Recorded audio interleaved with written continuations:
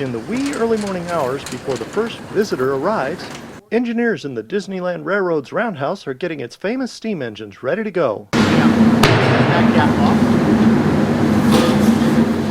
The crews in the roundhouse climb under and all over the engine and the train every day. What I'm looking for right now is just pretty much all the linkage that's going on, the bolts, looking at the wheels, just looking at all the brackets and everything that's holding it together, basically. I'm checking the brakes. If you can see in there, this is the actual firebox right here. The last thing I do is I look at the front of the cow catcher right here, and I'm looking at basically, again, the bolts, the wiring, and everything else. Taking extra care of the Disneyland Railroad's engines and cars is very important to the operating engineers. Our trains carry more people than any other trains in the world.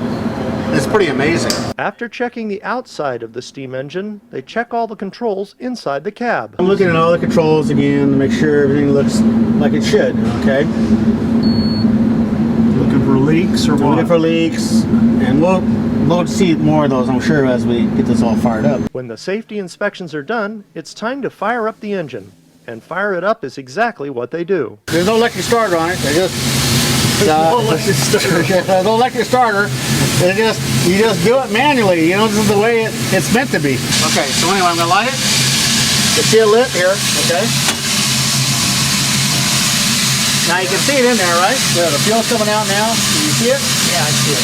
Okay, now I'm gonna put a little atomizer in there, and that's it. Now what I do is instantly, when I light it, shut the box immediately.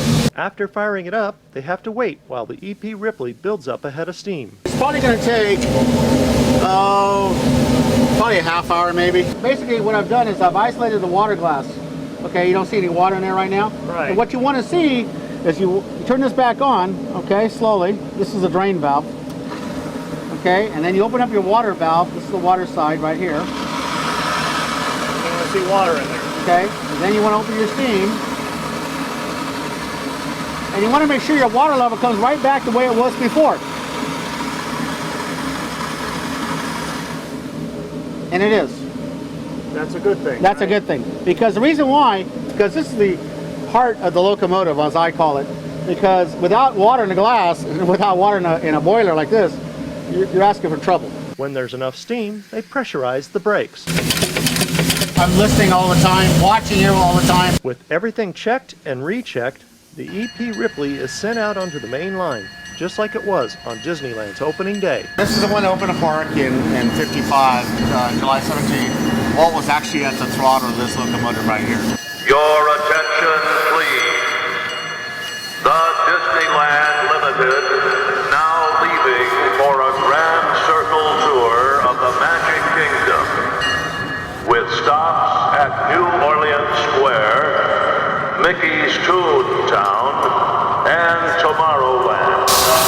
All passengers,